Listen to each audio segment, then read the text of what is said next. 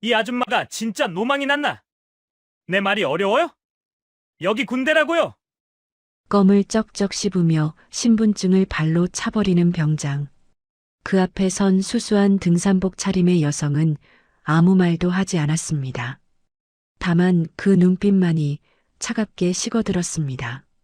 내가 방금 짓밟은 게 무엇인지 곧 알게 될 거다. 1시간 뒤, 이 병장은 헌병들에게 끌려나가며 바닥을 기었습니다. 대대장은 수갑을 찾고 중대장은 울며 살려달라고 애원했습니다. 부대 전체가 단 하루 만에 뒤집어졌습니다. 도대체 이 여성이 누구이기에 군대 하나를 통째로 갈아엎을 수 있었던 걸까요?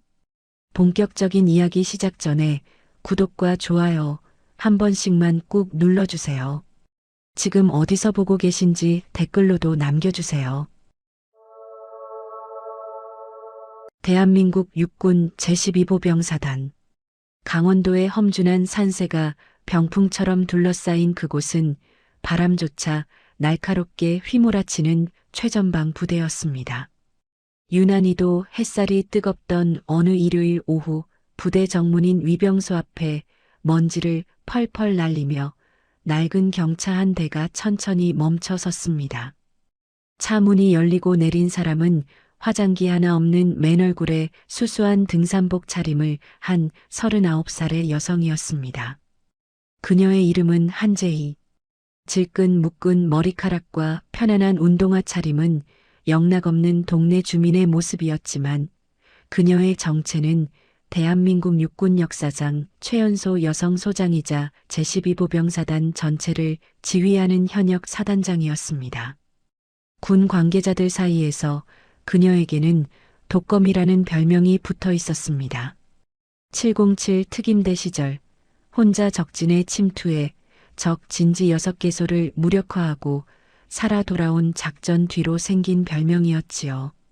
외롭게 숨어들어 거미줄처럼 정밀하게 목표를 제압한다는 뜻이었습니다. 적들은 그녀가 왔다는 것을 알아챌 새도 없이 무너졌습니다. 하지만 오늘의 그녀는 독거미가 아니었습니다. 그녀는 사실 이 부대에 발령받은 지 불과 10사흘째 되는 신임 사단장이었습니다.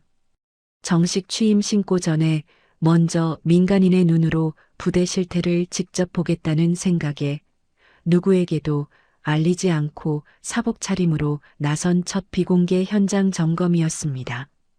발령 사흘째 되던 날 부대 명단에서 한태양이라는 이름을 발견했을 때 그녀는 잠시 숨을 멈췄습니다. 자신이 지휘하게 될 부대에 동생이 있었던 것입니다. 제이에게 태양은 동생 그 이상의 존재였습니다. 일찍 부모님을 여의고 군인으로 복무하며 품 안의 자식처럼 키운 아이였지요. 누나가 사단장이라는 사실이 부대에 알려지면 태양이 특별 대우를 받거나 반대로 동료들에게 소외당할까 걱정된 제이는 철저히 신분을 숨겼습니다.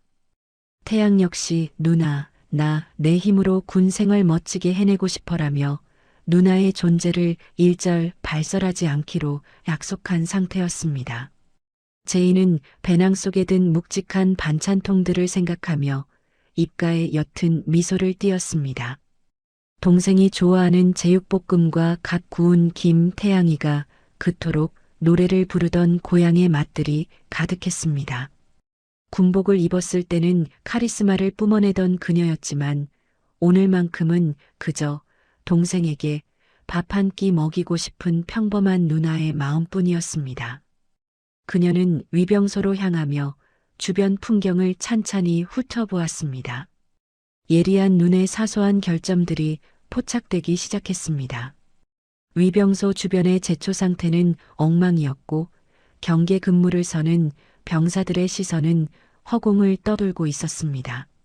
사단장이 온다고 할 때는 그렇게 반짝거리던 부대가 민간인의 눈으로 보니 이토록 허술했단 말인가. 하지만 제이는 곧 고개를 가로저으며 애써 불쾌함을 눌렀습니다. 오늘은 지휘관이 아니라 누나로서 온 것이니까요. 그녀는 어깨에 맨 배낭 끈을 고쳐 메고 위병소 창구로 천천히 걸어갔습니다. 배낭 안에는 별 2개가 새겨진 지휘관의 권위 대신 동생을 향한 따뜻한 사랑과 정성이 꾹꾹 눌러 담겨 있었습니다. 이 방문이 사단 전체를 뒤흔들 거대한 폭풍의 시작이 될 줄은 그 누구도 예상치 못했습니다. 제이가 위병소 창구 앞에 섰을 때 안쪽에서는 묘한 기류가 흐르고 있었습니다. 근무 중인 병사들의 시선은 정면이 아닌 책상 밑에 숨겨둔 스마트폰에 쏠려 있었고, 공기는 군대 특유의 긴장감 대신 나태함과 권태로 가득 차 있었습니다. 그 중에서도 가장 삐딱한 자세로 앉아있던 곽철두 병장은 제이가 다가오는 소리를 들었음에도 고개조차 들지 않았습니다. 제이는 창구 유리를 가볍게 두드리며 나직하지만 예의를 갖춘 목소리로 입을 열었습니다. 수고가 많으십니다. 3중대 한태양 이병 면회 신청하러 왔습니다. 그제야 곽 병장은 귀찮다는 듯 고개를 천천히 들어 제이를 쳐다보았습니다. 그는 입안에 든 껌을 쩍쩍 씹으며 제이의 낡은 배낭과 수수한 등산복을 무례하게 훑어내렸습니다. 아, 뭐야. 아줌마, 지금 면회 접수 끝났거든요. 저기 가서 기다리든가 그냥 가세요. 제이는 침착하게 손목시계를 확인했습니다. 면회 종료까지는 아직 1시간이나 넉넉히 남아 있었습니다. 아직 면회 종료 시간이 되지 않은 것으로 압니다만 접수 먼저 도와주시겠습니까? 제이의 차분하지만 단호한 말투에 곽 병장의 미간이 일그러졌습니다. 그는 의자 등받이에 몸을 깊숙이 묻으며 비꼬는 투로 내뱉었습니다. 곽 병장은 제이가 내민 면회 신청서를 낚아채더니 읽어보지도 않고 구겨서 쓰레기통에 던져버렸습니다. 그리고 창구 밖으로 제이의 신분증까지 탁 튕겨냈습니다. 신분증은 흙먼지 바닥을 굴러다녔습니다. 옆에 있던 부사수 상병이 눈치를 보며 병장님, 그래도 접수는 받아야라고 말끝을 흐렸지만 곽 병장은 오히려 상병의 뒤통수를 가볍게 후려치며 소리를 질렀습니다. 야, 내가 오늘 기분 안 좋다 그랬지? 너도 저 아줌마랑 같이 쫓겨나고 싶어? 제이의 눈동자가 깊게 가라앉았습니다. 눈앞의 병장은 이미 군인으로서의 기본 소양을 상실한 상태였습니다. 제이는 다시 한번 목소리에 힘을 주어 말했습니다. 면회는 장병의 정당한 권리입니다. 개인의 기분에 따라 민간인의 정당한 방문을 막는 것은 명백한 규정 위반입니다. 규정이라는 말에 곽 병장이 피식 웃으며 자리에서 일어났습니다. 그는 창문을 거칠게 열고 제이의 코앞까지 얼굴을 들이밀었습니다. 규정?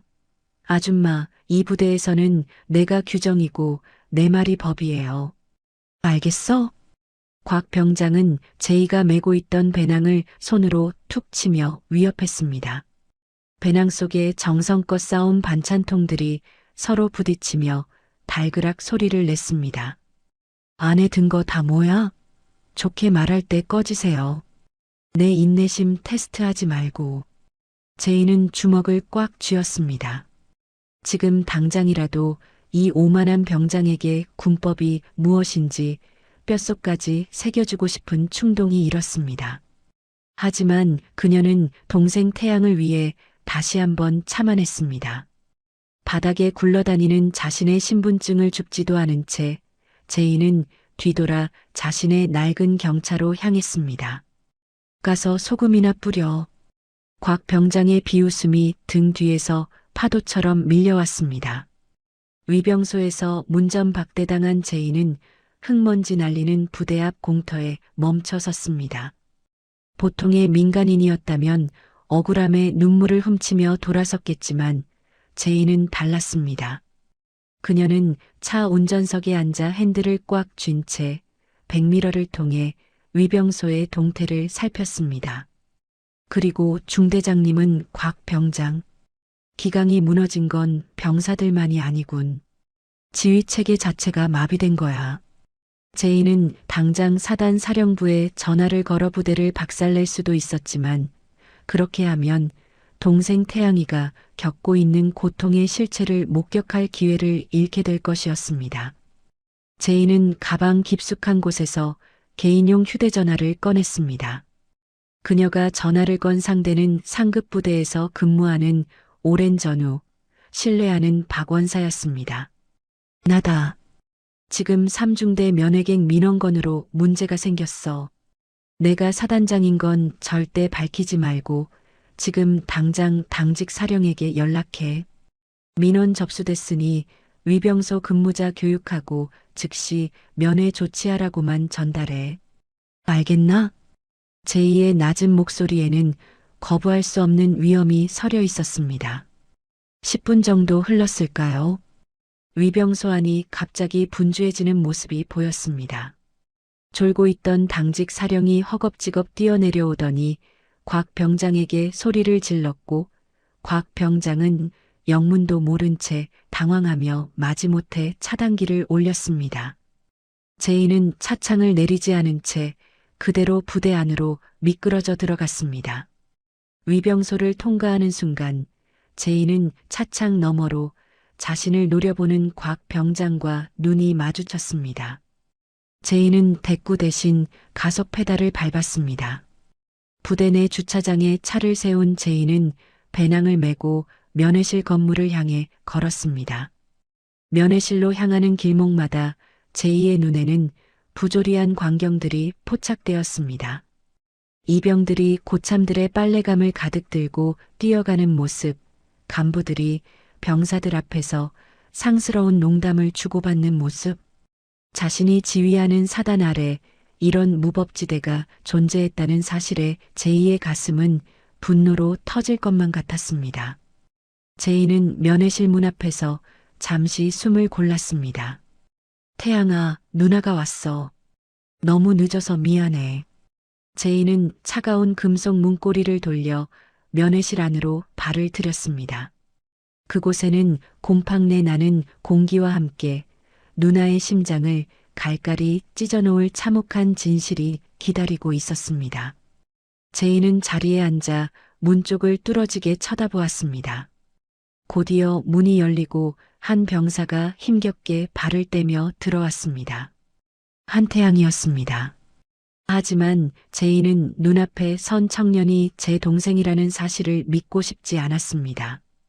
불과 몇 달 전 나라 잘 지키고 오겠다며 환하게 웃던 건장한 청년은 간대없고 퀭한 눈동자에 생기를 잃은 그림자만이 서 있었습니다. 태양은 면회실에 앉아있는 누나를 발견하자마자 반가움보다 공포가 섞인 얼굴로 주위를 살폈습니다.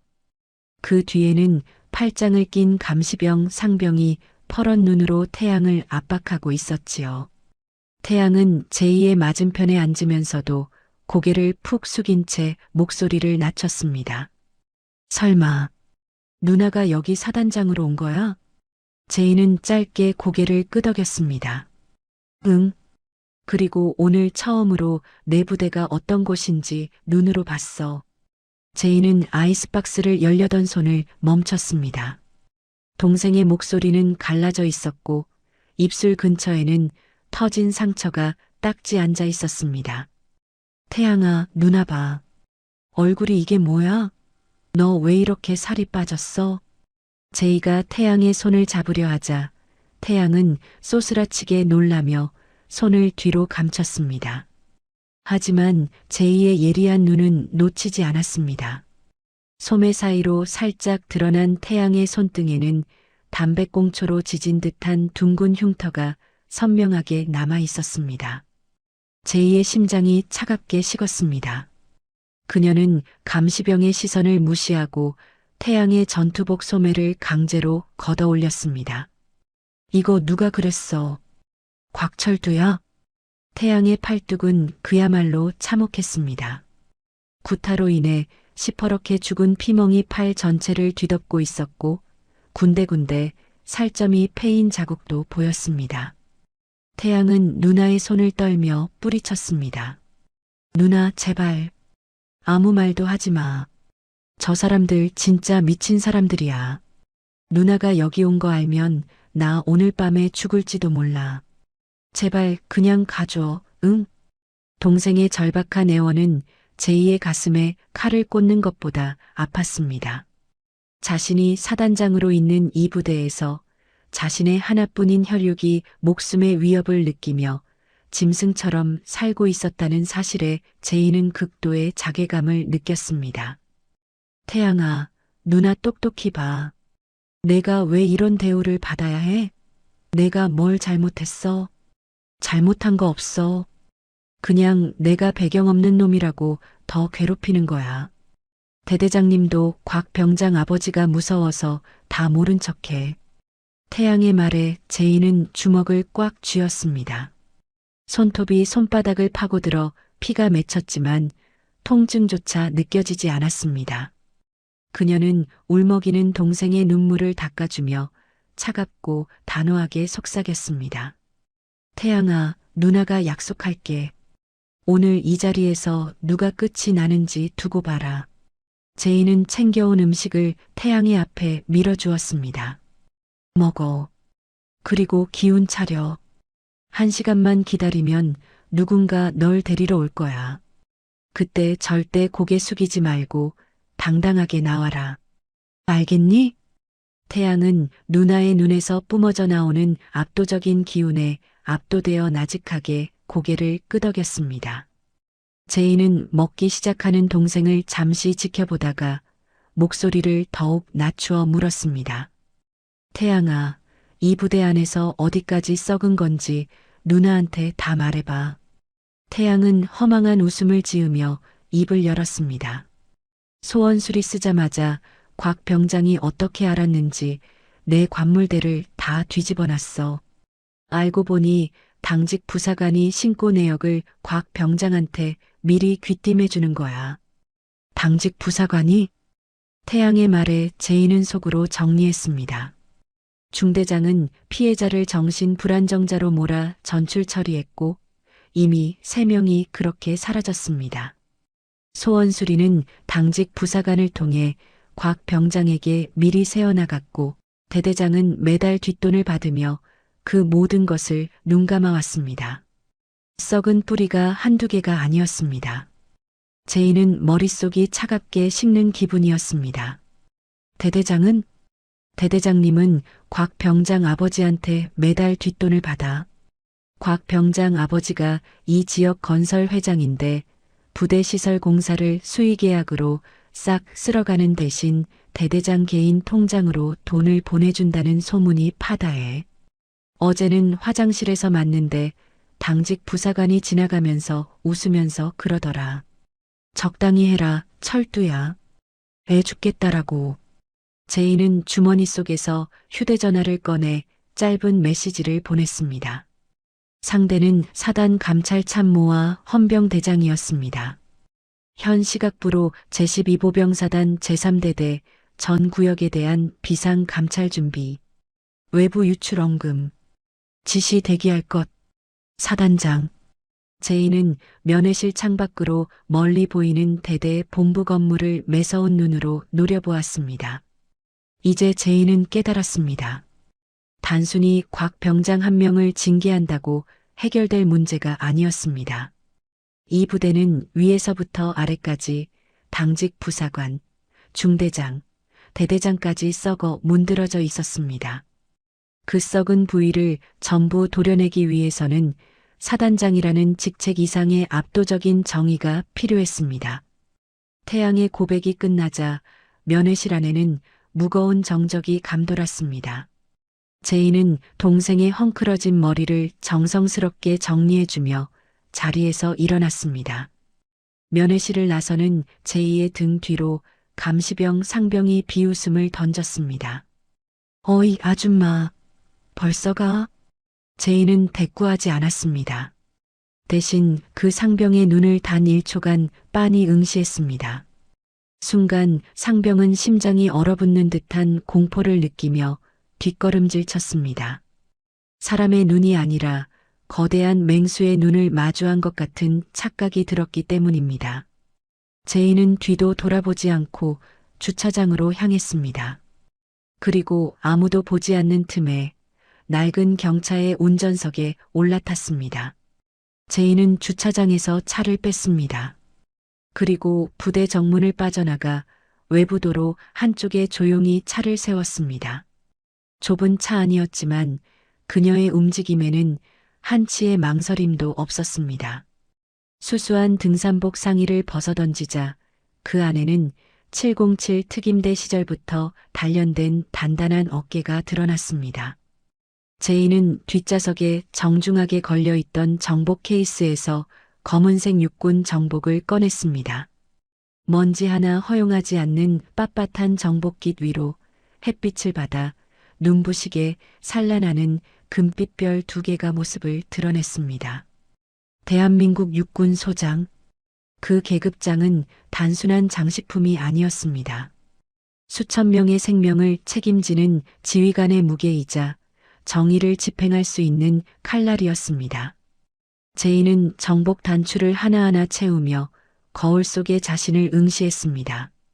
방금 전까지 동생을 보며 눈시울을 붉히던 누나는 더 이상 그곳에 없었습니다. 대신 오직 굴률과 사명감으로 무장한 독거미 사단장 한재희만이 서 있었습니다. 그녀는 마지막으로 정모를 깊게 눌러쓰고 차 안에 숨겨두었던 사단장 전용 지휘봉을 손에 쥐었습니다. 제이가 도로가에 서자 저 멀리서 땅울림 같은 굉음이 들려오기 시작했습니다. 그녀가 면회실을 나오기 전 보냈던 단 한 통의 메시지가 거대한 폭풍을 불러온 것이었습니다. 먼지를 일으키며 달려오는 차량들이 보였습니다.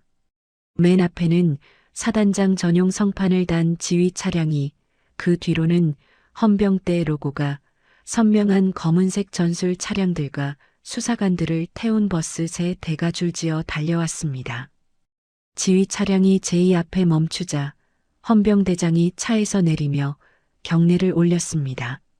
사단장님, 지시하신 대로 헌병 수사팀 및 감찰반 전원 집결 완료했습니다. 제이는 경례를 받으며 짧고 굵게 명령했습니다. 지금부터 제3대대로 진입한다. 위병소 근무자부터 장악해. 사단장 지휘 차량의 육중한 엔진 소리가 위병소 앞에 멈춰 섰습니다. 먼지가 채 가라앉기도 전에 뒷좌석 문이 열리고 번쩍이는 가죽 군화가 지면을 밟았습니다. 위병소 안에서 스마트폰을 만지작거리던 곽 병장은 요란한 사이렌 소리에 투덜거리며 밖으로 나왔습니다. 아씨, 일요일에 어떤 정신 나간 놈이 사이렌을. 곽 병장의 말이 채 끝나기도 전에 그의 눈앞에 믿기지 않는 광경이 펼쳐졌습니다. 방금 전 자신이 아줌마라며 신분증을 발로 차고 면회 신청서를 쓰레기통에 던졌던 그 여성이었습니다. 하지만 그녀는 더 이상 허름한 등산복 차림이 아니었습니다. 칼날처럼 잡힌 주름의 정복, 어깨 위에서 눈부시게 빛나는 은빛 별 2개, 그리고 그 뒤로 수십 명의 헌병 수사관들이 절도 있게 도열해 있었습니다. 곽 병장의 손에 들려있던 스마트폰이 바닥으로 툭 떨어졌습니다. 입안에 있던 껌을 삼켰는지 연신 헛구역질을 하며 그의 안색은 종이장처럼 하얗게 질려갔습니다. 제이는 무서운 침묵 속에서 곽 병장에게 한 걸음씩 다가갔습니다. 그녀의 군화 소리가 적막한 위병소 광장에 벅벅 울려 퍼질 때마다 곽 병장의 무릎은 눈에 띄게 후들거렸습니다. 병장 곽철두. 제이의 낮은 목소리가 공기를 갈랐습니다. 곽 병장은 경례조차 잊은 채 멍하니 제이를 바라보다가 옆에 있던 헌병대위의 불호령에 뒤늦게 손을 올렸습니다. 단결. 목소리는 힘없이 갈라졌고 거수 경례를 하는 손은 사시나무 떨듯 흔들렸습니다. 제이는 곽 병장의 코앞에 서서 그를 차갑게 내려다보았습니다. 아까 나에게 그랬지.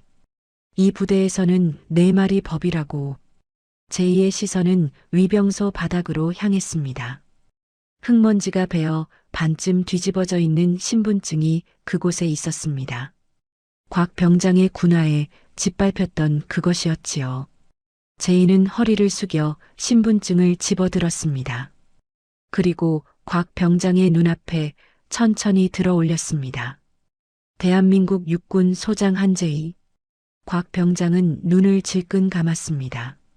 제인은 지휘봉 끝으로 곽 병장의 가슴에 달린 병장 계급장을 툭툭 건드리며 서늘하게 말했습니다. 국가가 너에게 이 계급을 준 것은 너보다 약한 전우를 지키고 솔선수범하라는 뜻이다. 그런데 너는 그 힘으로 전우를 괴롭히고 민간인을 모욕하며 내 아비의 돈을 계급장보다 높게 여겼더군. 제인은 집어든 신분증을 자신의 왼쪽 가슴 주머니에 깊이 넣었습니다. 동생이 물려줄 때까지 그것은 거기 있을 것이었습니다. 헌병대장, 위병소 근무자 전원을 직무유기 및 초소 이탈 혐의로 격리하고 조사 시작해. 곽철두 병장은 별도 독방에. 외부 연락 차단. 단결. 즉시 시행하겠습니다. 곽 병장은 헌병들의 손에 이끌려 질질 끌려갔습니다. 자신이 왕처럼 군림하던 부대에서 가장 비참한 죄수의 모습으로 전락하는 순간이었습니다. 제인은 뒤돌아 연병장 쪽으로 향하며 덧붙였습니다.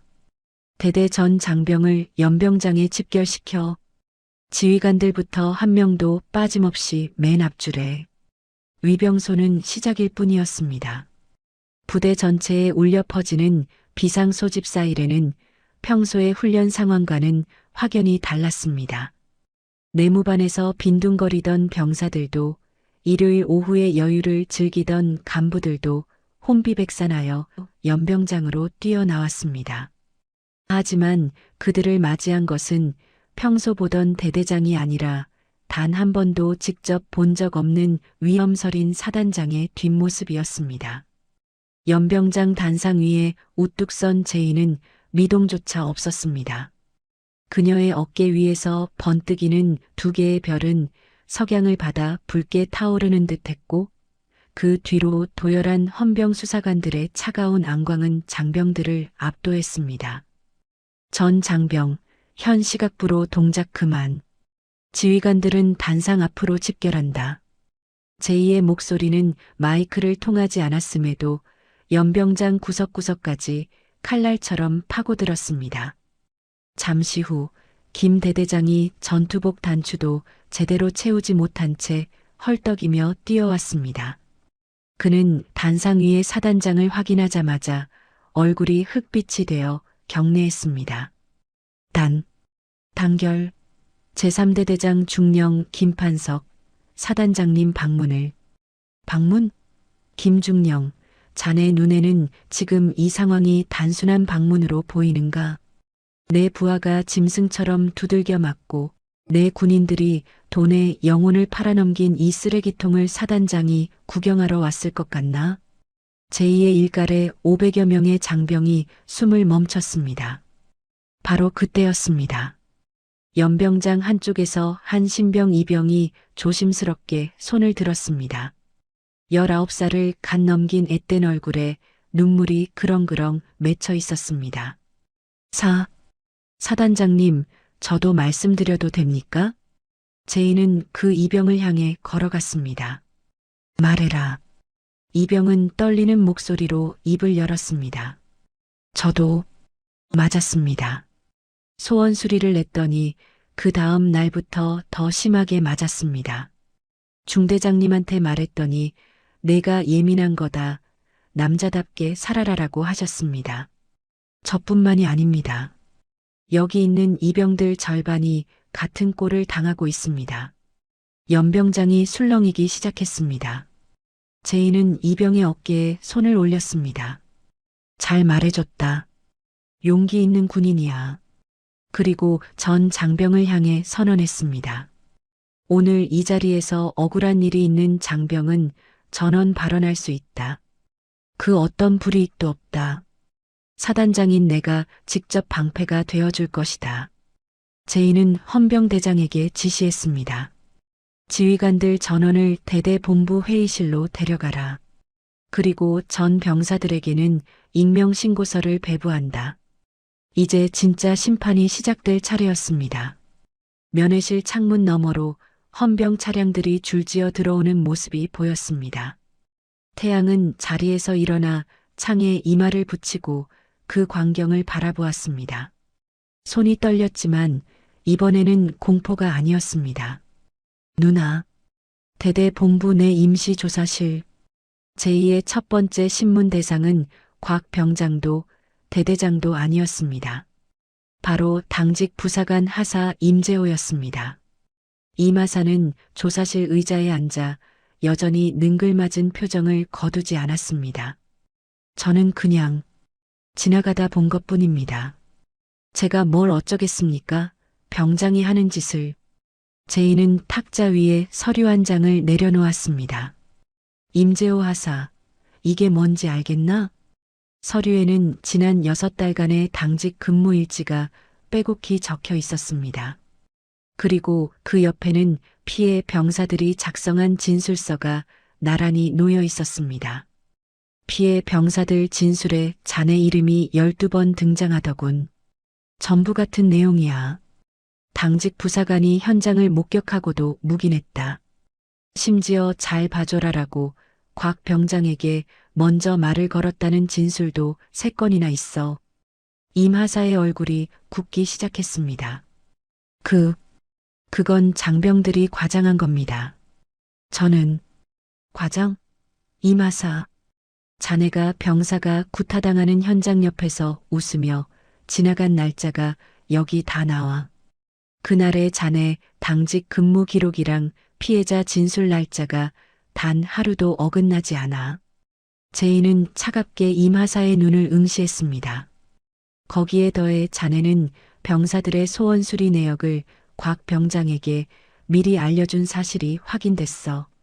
이건 단순한 묵인이 아니라 공범이야. 임 하사의 얼굴에서 마침내 능글맞은 표정이 사라졌습니다. 살려주십시오. 곽 병장 아버지가 무섭기도 했고 저도 이 부대에서 살아남아야 하니까. 살아남기 위해 약한 병사를 팔아넘겼다는 말인가? 이마사는 입을 다물었습니다. 헌병대장, 임재호 하사 직권 남용 및 가혹행위 방조 혐의로 구속수사. 제인은 다음 조사실로 발걸음을 옮겼습니다. 거미줄이 조여들기 시작했습니다. 다음 조사실에는 삼중대장 대위 박성진이 앉아 있었습니다. 박 대위는 처음에는 당당한 척 팔짱을 낀 채 앉아 있었습니다. 사단장님, 저는 중대 관리를 제대로 해온 간부입니다. 곽 병장은 제 중대의 에이스였고 병사들 사이의 다툼 정도야 군대에서 있을 수 있는. 제인은 박 대위의 말을 가로막으며 탁자 위에 서류 묶음을 던졌습니다. 다툼? 이게 다툼으로 보이나? 서류에는 지난 넉 달간 제3중대에서 전출된 병사들의 전출 사유가 적혀 있었습니다. 전부 동일한 문구였습니다. 부대 적응 불가, 정서 불안. 자네가 전출 보낸 병사가 5명이야. 전부 곽 병장에게 폭행당한 피해자들이지. 피해자를 쫓아내고 가해자를 에이스라고 불렀어.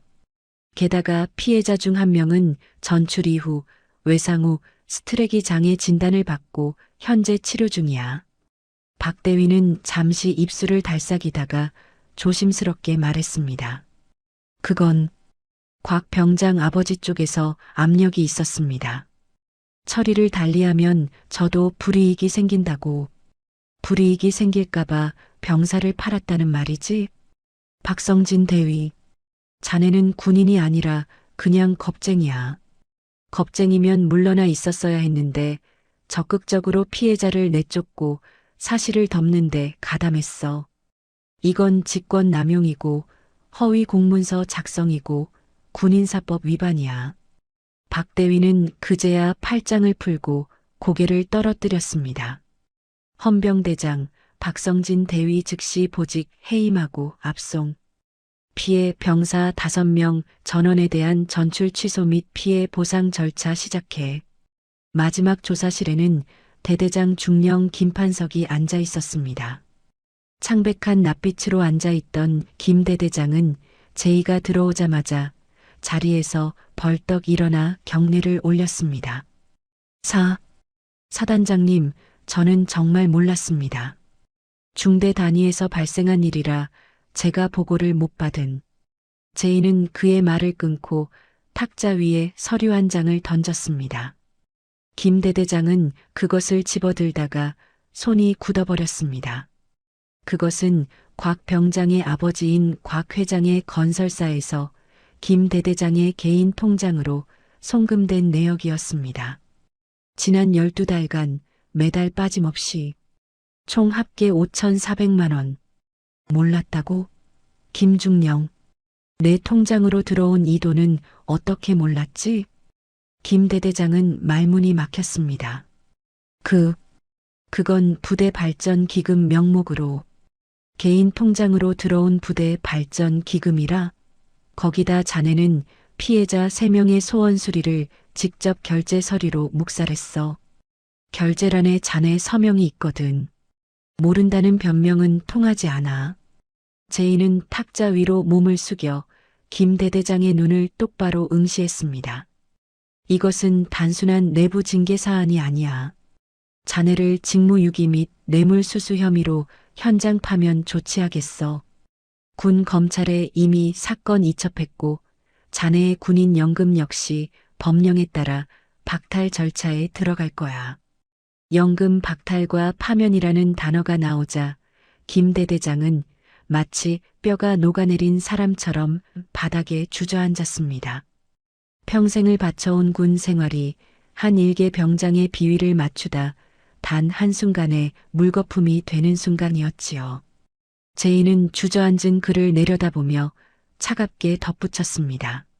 자네가 곽 병장의 폭행을 묵인할 때 자네의 양심만 판 게 아니야. 자네를 믿고 자식을 보낸 부모들의 신뢰를 팔아넘긴 거다.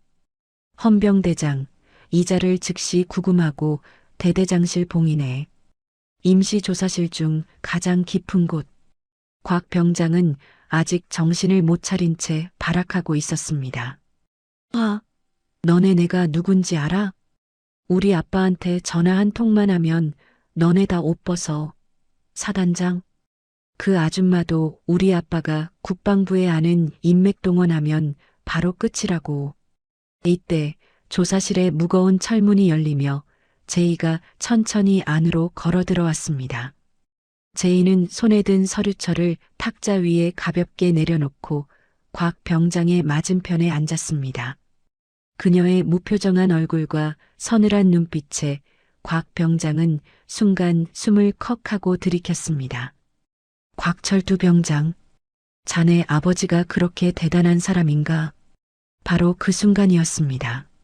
조사실 문을 살짝 열고 들어온 부관이 제이의 귀에 짧게 속삭였습니다. 사단장님, 지금 막 연락 왔습니다. 국방부 검찰단과 중앙지검 합동으로 곽 회장 본사와 자택에 동시 압수수색 진입했습니다. 제이는 눈짓으로 고개를 끄덕였습니다. 그리고 서류철에서 종이 몇 장을 꺼내 곽 병장에게 밀어주었습니다. 자, 봐라. 지금 이 순간 내 아버지에게 무슨 일이 벌어지고 있는지. 곽 병장은 떨리는 손으로 종이를 집어들었습니다. 그것은 국방부 검찰단과 중앙지검이 발행한 긴급체포 통지서 사본이었습니다. 곽 병장의 눈동자가 사정없이 흔들렸습니다. 이게 무슨 거짓말이야. 우리 아빠가 그럴 리 없어. 내 아버지의 사업권은 전부 박탈됐어. 내가 믿던 인맥들도 지금 자기 목숨 보전하느라 바빠. 곽 병장이 그토록 믿었던 성벽은 이미 무너지고 있었습니다. 수십 년간 쌓아올린 부패의 왕국이 단 하루 만에 공중분해되는 순간이었습니다. 제이는 탁자 위로 몸을 숙여 곽 병장의 눈을 똑바로 응시했습니다. 곽철두, 이제 내 백은 세상 어디에도 없다. 곽 병장의 고개가 툭 떨어졌습니다. 평생을 지탱해주던 성벽이 모래성처럼 허무하게 무너져 내린 순간이었습니다. 그는 갑자기 의자에서 미끄러지며 바닥에 무릎을 꿇었습니다. 사단장님, 제가 잘못했습니다. 살려주세요. 우리 아빠한테 연락 좀 하게 해주세요. 제이는 비참하게 바닥을 기는 곽 병장을 차갑게 내려다보며 자리에서 일어났습니다. 자네에게 허락된 연락은 단 한 통뿐이다. 변호사 선임권. 제이는 뒤돌아 조사실을 나갔습니다. 철문이 쾅 하고 닫히는 소리와 함께 곽 병장의 절규가 복도 끝까지 울려 퍼졌습니다. 다시 연병장. 1시간 전의 혼란은 사라지고 오직 무거울 정도로 정적만이 감도는 가운데 500명의 장병이 사각형의 대형으로 집결해 있었습니다. 단상 위에는 여전히 사단장 한재희가 흔들림 없는 자세로 서 있었고 그 발치 아래에는 수갑을 찬 곽 병장과 김 대대장, 박 중대장, 임 당직 부사관이 고개를 푹 숙인 채 나란히 서 있었습니다. 전 장병은 주목하라. 제이의 목소리가 마이크를 타고 부대 전체에 장엄하게 울려 퍼졌습니다. 오늘 이 자리는 단순히 죄인을 벌하기 위한 자리가 아니다. 우리 군의 썩은 부위를 도려내고 잃어버린 명예를 되찾기 위한 신성한 집행의 시간이다. 제이는 손에 든 처분서를 펼쳤습니다. 병장 곽철두, 상습 폭행, 가혹행위, 직권 남용 방조 혐의로 이 시각부로 구속영장을 집행한다. 하사 임재호, 가혹행위 방조 및 신고 내역 누설 혐의로 불명예 전역 절차를 시작한다. 대위 박성진, 피해자 허위 전출 처리 및 직권 남용 혐의로 즉시 보직 해임하며 군 검찰로 압송한다. 중령 김판석, 뇌물수수 및 직무유기 혐의로 파면 처분하며 군인 연금 전액 박탈 절차에 들어간다. 제2의 말이 끝나기가 무섭게 대기하던 헌병 수사관들이 다가가 곽 병장의 가슴에 달린 병장 계급장을 거칠게 떼어냈습니다. 찍찍이가 떨어지는 찌익 소리가 고요한 연병장에 날카롭게 울려 퍼졌습니다. 멀리 면회실 창가에서 그 광경을 바라보던 태양은 자신도 모르게 주먹을 꽉 쥐었습니다. 눈물이 날 것 같았지만 참았습니다. 누나가 한 약속이 생각났기 때문입니다. 당당하게 고개 들고 나와라. 그것은 곽 병장이 그토록 자랑하던 가짜 권력이 완전히 박탈되었음을 알리는 조종과도 같았습니다. 끌고 가라. 제2의 짧은 명령에 헌병들이 그들의 팔을 낚아채 호송차로 밀어 넣었습니다. 아버지를 부르며 울부짖던 곽 병장도, 연신 살려달라며 읍소하던 김 대대장도 법의 엄중한 집행 앞에서는 한낱 초라한 범죄자에 불과했습니다. 500명의 병사는 그 광경을 숨을 죽인 채 지켜보았습니다. 누군가는 눈시울을 붉혔고 누군가는 주먹을 꽉 쥐었습니다. 그것은 공포가 아니라 비로소 정의가 실현되었다는 안도와 전율이었습니다.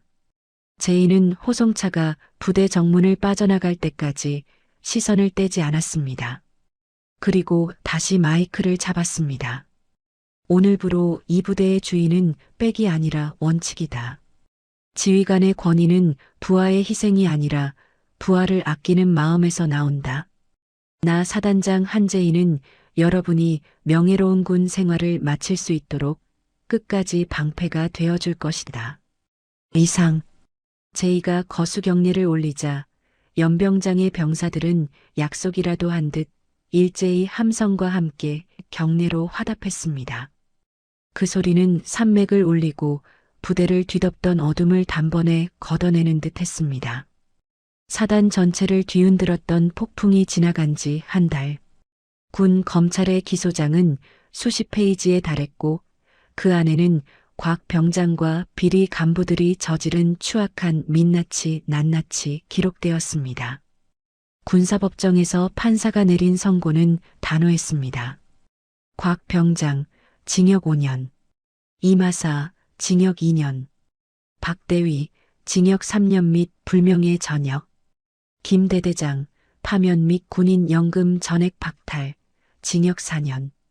그리고 곽 회장의 건설사는 군납 비리와 수십억 원대 뇌물 공여 혐의로 전 자산이 몰수 추징되었고 곽 회장 본인 역시 구치소에 수감되어 아들의 뒤를 따르게 되었습니다. 돈으로 사람을 사고 권력으로 폭력을 가리려 했던 오만한 모래성은 법이라는 거대한 해일 앞에 흔적도 없이 사라진 것입니다. 폭풍우가 휩쓸고 간 부대에는 비로소 맑은 정적이 찾아왔습니다. 사단장 집무실 책상 위에는 이제 살벌한 비리 장부 대신 장병들이 정성껏 적어보낸 수많은 편지가 놓여 있었습니다. 제인은 그 한 글자 한 글자를 소중히 읽어내려갔습니다. 편지들 속에는 이제야 살 것 같습니다. 군대가 원래 이런 곳인 줄 몰랐습니다라는 병사들의 진솔한 고백이 담겨 있었습니다. 한 달 전 면회실에서 만났던 피해 병사 5명은 전원원 부대로 복귀했고 각자의 보직에서 자신의 힘으로 군 생활을 이어가고 있었습니다. 제인은 이번 사건을 계기로 부대 전체에 독거미 소통 시스템을 상설화했습니다. 지휘관의 눈을 가리는 그 어떤 장벽도 허용하지 않겠다는 의지의 산물이었습니다. 제인은 방송실 마이크 앞에 서서 사단 전체 장병에게 다시 한번 선언했습니다. 장병 여러분, 강한 군대는 최첨단 무기나 화려한 배경에서 나오지 않습니다. 옆에 있는 전우의 아픔을 내 아픔처럼 느끼고 서로의 손을 잡아주는 마음에서 진정한 강함이 시작됩니다. 이제 이 부대에 억울한 눈물은 없습니다. 내가 여러분의 귀가 되고 여러분의 마지막 방패가 되겠습니다. 이 목소리가 부대 스피커를 타고 내무반 구석구석 울려 퍼지자 병사들은 서로의 눈을 맞추며 환하게 웃어 보였습니다. 모든 단죄와 정리가 끝난 일요일 오후 제이와 태양은 나란히 부대 정문을 향해 걸어 나왔습니다. 붉게 타오르는 노을이 두 사람 위로 찬란하게 쏟아지며 황금빛 길을 만들어냈습니다. 위병소 차단기가 경쾌한 소리를 내며 높이 올라가고 두 사람의 발걸음은 그 어느 때보다 가볍고 당당했습니다. 그런데 부대 경계선을 막 벗어나려던 찰나 태양이가 잠시 멈춰서서 주머니에서 무언가를 꺼냈습니다. 그리고 그것을 제이의 손바닥 위에 조심스럽게 올려놓았습니다. 낡은 사단장 신분증이었습니다. 구석이 깨지고 흙먼지가 배어 있었지만 태양이가 매일 밤 정성스럽게 닦아낸 덕분에 은은한 광택을 내뿜고 있었습니다. 누나, 이거 그날 위병소 바닥에 떨어져 있던 거 내가 주워놨어. 누나의 명예가 땅바닥에 굴러다니게 할 수는 없었거든. 이제 진짜 주인한테 돌려줄게. 태양의 진심 어린 말에 제이의 눈시울이 잠시 붉어졌습니다. 그녀는 그 낡은 신분증을 가만히 내려다보다가 자신의 정복 왼쪽 가슴, 심장과 가장 가까운 주머니에 소중히 갈무리했습니다. 그 신분증은 이제 단순히 계급을 증명하는 도구가 아니었습니다. 부당한 권력에 맞서 부하와 정의를 지켜낸 숭고한 훈장이 된 것이었습니다. 두 남매는 서로를 향해 환한 미소를 지어 보인 뒤 다시 앞을 향해 힘차게 발을 내딛었습니다. 그들의 뒤로 보이는 부대는 이제 더 이상 공포의 공간이 아니었습니다. 서로를 존중하고 아끼는 진정한 군인들의 요람으로 다시 태어난 것이었습니다. 명예는 남에게 보여주는 화려함이 아니라 스스로를 지켜내는 정직함에서 나온다. 그리고 우리 군의 진짜 힘은 바로 당신 곁에 있는 전우의 미소 속에 있다. 석양 속으로 걸어 들어가는 사단장 한재희와 병장 한태양. 두 사람의 뒷모습 위로 정의의 여명이 밝아오며 이 가슴 뜨거운 이야기는 위대한 마침표를 찍습니다. 여러분 오늘 이야기 어떠셨어요? 한재희 사단장이 동생 태양이를 지키기 위해 부대 전체의 부조리를 뿌리째 뽑아내는 과정을 함께 지켜보셨을 겁니다. 이 이야기가 우리에게 주는 교훈은 명확합니다. 부당함 앞에서 침묵하지 말라는 것, 그리고 누군가 도움을 요청할 때 외면하지 말라는 것입니다. 태양이가 누나에게 솔직하게 털어놓지 않았다면 곽 병장은 계속해서 다른 후임들을 짓밟았을 거예요. 혹시 지금 힘든 상황에 놓여 계신 분이 있다면 주저하지 말고 주변에 도움을 요청하세요. 그리고 누군가 도움을 청한다면 따뜻한 손길을 내밀어 주시길 바랍니다. 구독과 좋아요 부탁드립니다. 여러분의 작은 관심이 더 좋은 이야기를 만드는 힘이 됩니다.